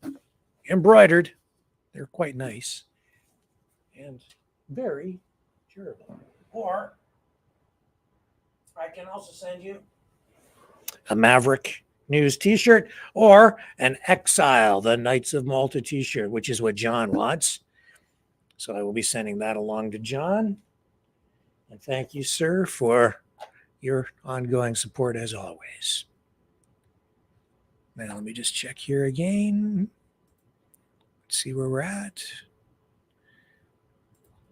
Yeah.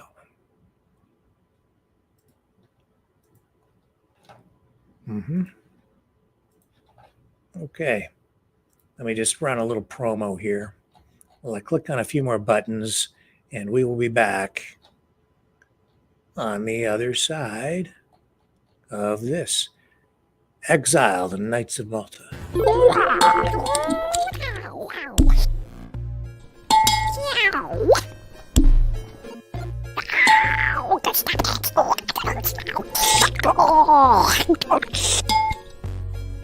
Exile.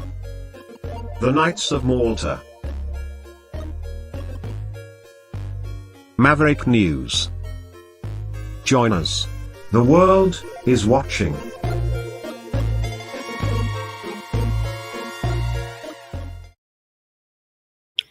So DN Comply is asking, is there video calls? Well, I'll tell you. There could be, but if I have video calls, I know what might happen. So I'm reluctant.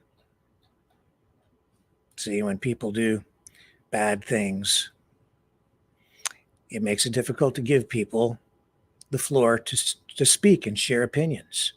And that's why we have rules in the chat that I didn't want to impose, but because people haven't been able to behave themselves and act in a mature fashion, we've had to make the rules a little clearer so that people can behave. So I'd be happy to open it up to video chat. But the risk is you never know who's going to expose themselves. And then you never know who's going to be recording that video to, then take it over to somebody else's channel to do something bad. Because, they wouldn't have planned that or anything like that. They just, happened to have a recording of it so that they could take it over to somebody else's channel, which, as far as I know, they didn't run it. That's what I'm told.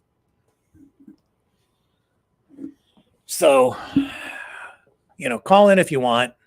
Phone lines are open. If I don't get any calls in the next few minutes, that's also because of the chilling effect that's been happening around here. That's not my fault. Go blame the people who are misbehaving, who are the loudest in there right now, no doubt, shouting and screaming and complaining that we're attacking free speech. No, folks, it's the other way around. It's the other way around. I'm wide open right now. Yeah. No callers, no takers, nobody wants to call. Going once, going twice, going 3 times.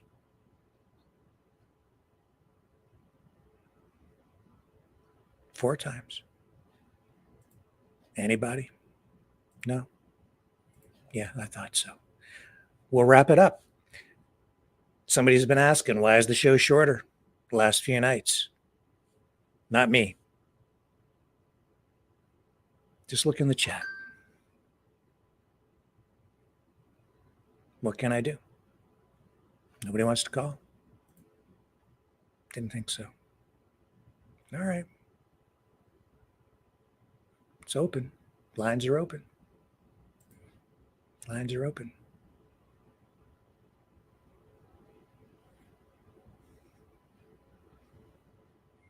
Okay. Signing off. You guys have a great night. Hopefully we still have a channel tomorrow. You guys take care. Catch you on the flip side.